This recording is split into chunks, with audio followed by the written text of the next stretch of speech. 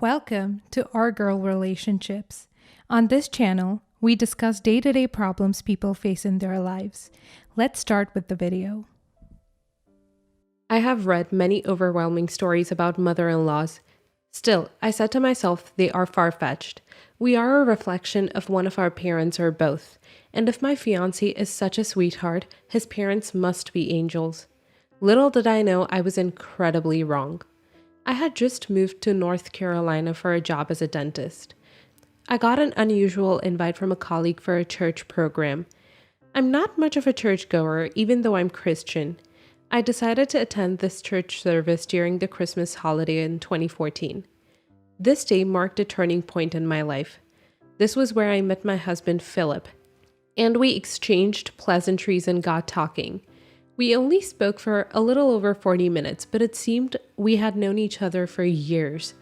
Philip and I became friends soon after our first encounter, got into a relationship, and eventually got engaged a year and 6 months later. My nightmare all started on a cold winter day when I met my mother-in-law for the first time. Here's a little backstory. My husband was born and bred in North Carolina. He obtained his degree in finance and became an investment banker. Philip is the first child and only male, and he was born into a family of 6. However, Philip told me that my mother-in-law was married to his dad, Mark, for 12 years before they finally conceived. This put a strain on their marriage. Even though I don't have all the details, my mother-in-law began struggling with depression and anxiety as a result. Like anyone else, I was excited and nervous about meeting my mother-in-law. I had heard so much about her from Philip, my fiance, and he mentioned that they shared a tight bond. I never spoke to her over the phone when they spoke while we were together. My husband tried to make us talk, but mother-in-law was always quick to brush him off, saying we would have enough time to catch up. I was born into a family of 4. Unfortunately, my mom had me out of wedlock and got married to my stepdad when I was 4 years old. To be honest, being married now, I can only understand the stress this can put on everyone. After almost 2 years of dating during this summer, my husband and I got married. Before our marriage, I barely knew his family, which was also due to my profession and the number of hours I worked. However, Philip and I spent most of our Thanksgiving, summer, and Christmas holidays together. When we fixed our wedding date, I introduced him to my family in New York City. We had our wedding in New York City in June 2016. It was a small, intimate wedding, yet the most joyful day of my life, as we both had families and friends support us all the way. My husband and I struggled to get pregnant in the first 3 years of our marriage. My mother-in-law lost her husband shortly before I got pregnant in the early weeks of March 2019. This made us create a tight bond with one another and never really had any of our folks spend time with us except during Thanksgiving. When we confirmed that we were 6 weeks pregnant and we were expecting a male child, we broke the news to my family. My mother was so happy with the news as she had just my sister and me.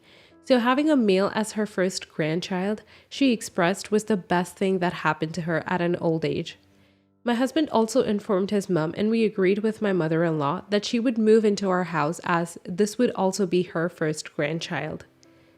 My mother-in-law moved into our home just in time as we planned. In the first few weeks, it was a cordial relationship as we shared and talked about many memories. She shared stories about my husband's childhood with me and made fun of him, though I noticed my mother-in-law didn't assist me with house chores as I imagined she would. Often, I would come back from work and find out dinner needed to be made, which I felt was strange. I passively mentioned this to my husband, but he said maybe she's still trying to adjust to our way of living, and she also may not want to be too forward. We went on peacefully until a fateful day in my second trimester, when my husband and I had arranged to host our neighbor and a few friends over for lunch on a Sunday when I was off duty. I struggled to do many things during this stage of my pregnancy. However, I had no option as my mother-in-law barely assisted me in the kitchen or any other chores. For instance, laundry and grocery shopping. Her excuse for not helping with chores was that she suffered leg pains if she stood for too long. I made 2 main dishes as well as some snacks for our guests. We all sat at the table for lunch, and 30 minutes into our meal, I noticed my mother-in-law hadn't touched her food. I beckoned at her and asked why she wasn't eating. She said, "Your foods are always very salty and too spicy for me." Before I could offer an apology, she made a rather dramatic, loud, and long wheeze, pushed the plate away, and excused herself from the table. All through the time we sat at the table, I struggled to smile at everyone. The day remains one of the most embarrassing days of my life. I went to bed that day feeling miserable and wondering why we never got along. With the nature of my husband's job as an investment banker, he had to travel to different states for meetings and conferences. On the 1st of July 2019, my husband informed me that he would be away for 2 or 3 days for a conference. We discussed at length, and my mother-in-law suggested that his sister spend some time with us when he was away, another mistake I made. Being my first pregnancy, I had a lot of challenging moments, especially the morning sickness that lasted until the end of my second trimester. While my husband was away, a lot happened between my mother-in-law and me. One such incident was that I had a dental surgery with a client and called my sister-in-law Beatrice to inform her of my late return. To my greatest surprise, on getting home, I kept ringing the doorbell and there was no response.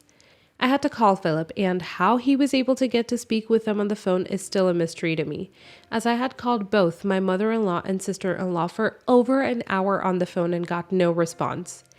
I still got no explanation or apology for being locked out of my own home from neither my mother-in-law nor my sister-in-law. Philip returned and I was happy, as Beatrice had no option but to return to her house since her brother was back. As I approached my due date for delivery, we went shopping for the baby items. My mother-in-law was pretty anxious and opted to go with us.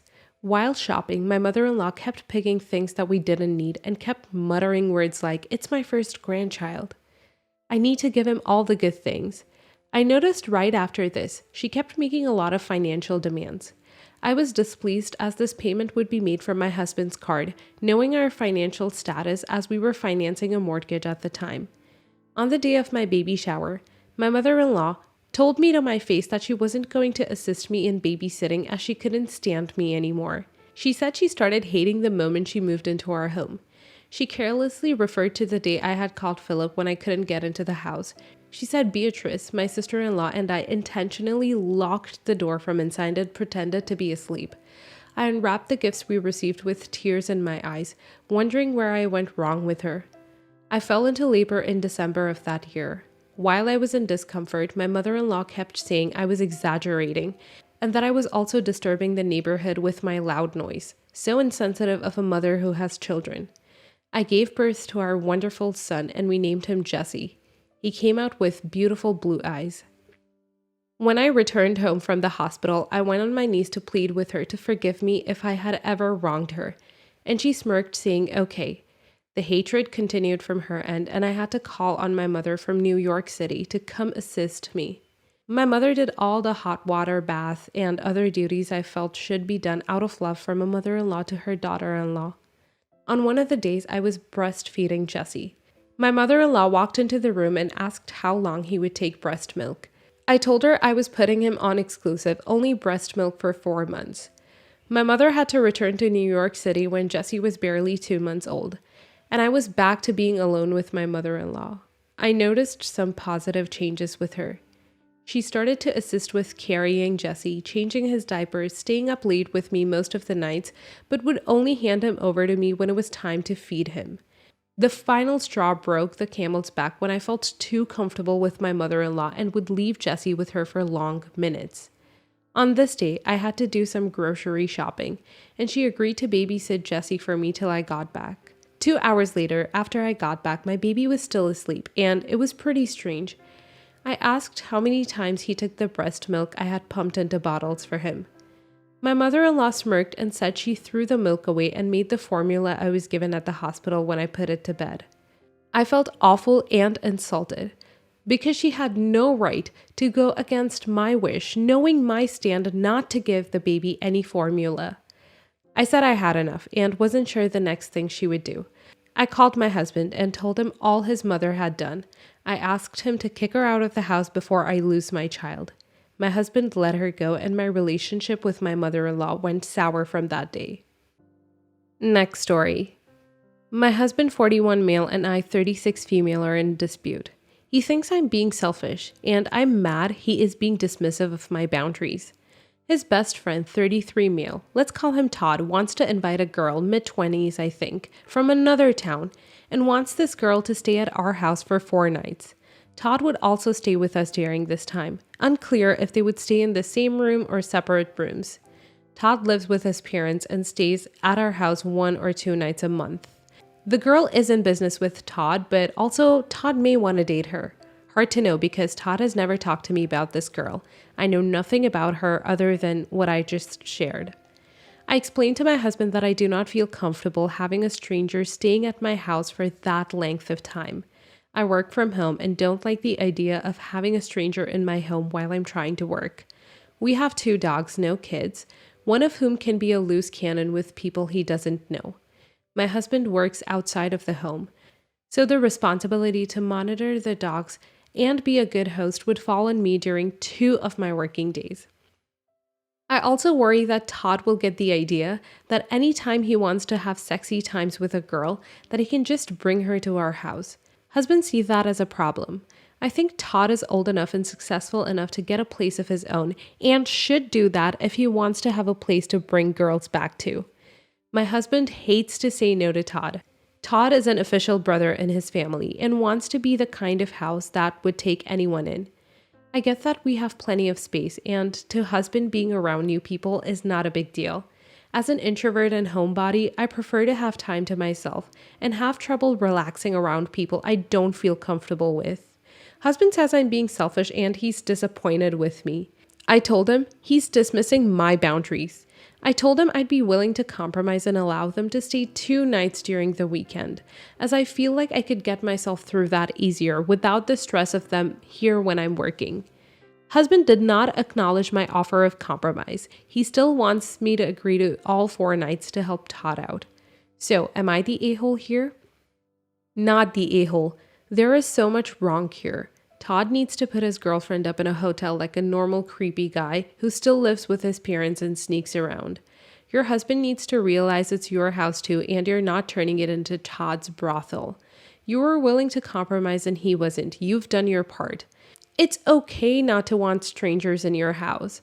I wouldn't feel comfortable either. Also, why can't Todd just book a hotel? Weird. Not the a-hole. You offered a totally fair compromise, and your husband calls you selfish? So unless he and Todd get exactly what they want all the time, you're selfish and disappointing. Read the story back to yourself. Is this a Todd problem or a husband problem? You don't want a stranger in your home. Fair. You don't want to be responsible for hosting someone. Fair. You don't want your house to be used as a sex den. Fair. You then offered a totally legit compromise, half of the time and during a time where your husband can host, since he thinks it isn't a big deal. Of course he ignored that because that means he has to deal with all the stuff you don't want to, but he assures you it is no problem at all. Tell your husband he can prep the house, clean up the room, and wash the sheets after the sex party. I'm being mean here. And make sure he is home to entertain. If he can't commit to that, then no deal. If he can't commit to that, then he is selfish because he won't help out his friend Todd. Also, Todd sounds awful. 34, living at home in a situation where he can't even get a hotel or tell his parents he likes a girl? I can't. Next story. Throw away because this happened just a few hours ago. For some context, I, 25 female, live alone with 2 dogs. The first being an elderly medium big size, 18 years old, Bits, and the second a small 1-year-old Coda. I love both my dogs to pieces, but Bits refuses to eat or be inside our home. She used to be my parents' dog, and when they sadly passed away, I took her in because I knew none of my siblings would treat her right. At home, my dad built her like a space outside the house where she could be warm and cozy, kind of like her own room. But I don't live in that house anymore, and I haven't saved enough to build her that same thing here yet. For that reason, I always go to her at night around 8:30 or 9 to feed her, make sure she has water and that she's sleeping in her house and not in the grass. While doing so, I see a ball falling from the left side of my fence, the one facing the street, and before I can grab it, the neighbor's kid, 16 or 17, jumps my fence like nothing. I got so scared because it was the middle of the night and I live alone. Plus, at this point, I don't know it's my neighbor's kid yet, so I scream. I try to get up and Bit starts to bark, but I ran into my house. I see Coda running towards the kid and quickly bites his leg, and Bits tackles him. As I get to my door, I call them both and they run towards me. That's when I recognize him, so I make them stay there and go help him. I called his dad and they took him to the hospital, but 40 minutes after, the mom was banging at my door because apparently kids bit him in both legs and the hand when he tried to grab her, and she's demanding I pay the bill or she'll get my dogs taken. I refuse and tell her that she should teach her son not to jump other people's fences and that they only defended me. I have them both inside, but I'm starting to question if I was the a-hole or not. Not the a-hole. They need to teach their kids to not hop over strangers' fences. They need to teach their kids mannerisms that if they accidentally get their toys in somebody else's backyard, then they should go over to their neighbors and ask them to help them grab their toys. Their son basically trespassed your house. It's scary to see a stranger hop over your fence, especially when you're a woman, because it could be someone dangerous trespassing. Your dogs protected you. Kudos to them. Not the a-hole, that kid was trespassing, and surely you should file that before they do anything with animal control. People should learn that actions have consequences. That kid got lucky. For all he knew, he jumped over the fence of someone who had actually trained guard dogs. He wouldn't have survived with 3 bites alone. Next story. I, 35 female, make dinner pretty much every night. I recently took a break from working after having a baby. I stay home with her while my husband, 38 male, works. He gets home usually around 8:30 p.m. If he's running late or if the kids need to eat earlier, we have 2 others, I'll put his dinner in Tupperware and refrigerate it. Tonight he texted me while I was making dinner that he had to run to the store for work supply. I guess that they didn't have it and he had to run to several others. I had put his dinner on the counter thinking he wouldn't be super late and went to the bedroom to feed the baby. Well, he stormed into the bedroom at 10:30 p.m. where both me and the baby were sleeping and asked if I had left the chicken on the counter for 2 hours. I didn't know what time it was but said it should be fine.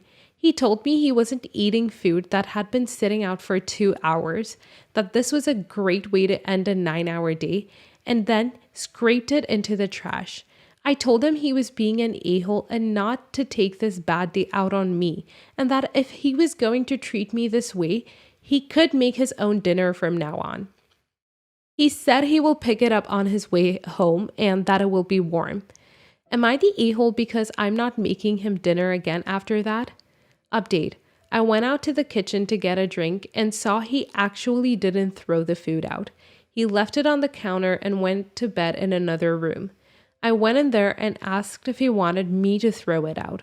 We have battled an ant infestation for weeks, and he told me to get out. I reiterated he needed to stop taking his bad day out on me, and he told me to get out again. Not the a-hole, he's being massively unreasonable about this. So the dinner isn't warm. That's why we have microwave ovens. So he's had a hard day. Does he think you and your 3 kids, including a new baby, spent the entire day in a field blowing seeds off of dandelions? I'd never make him dinner again. F no. How dare he throw away food? My family of Mexicans would be so mad. They leave food out for a night and it's still fine. Cooked chicken doesn't go bad that fast. How petty of him. Until he grows up, I don't think you're in the wrong at all for not wanting to cook for him. I'm sorry you had to go through that. I would have ate it. Not the a-hole. You are his partner, not his servant. You put in the work to make him his dinner, and instead of being appreciative that he had a meal waiting for him, he complains because he couldn't even be bothered to microwave the damn thing. If he doesn't come to his senses and apologize, you are definitely not the a-hole for refusing to do anything for him until he learns to stop taking you for granted.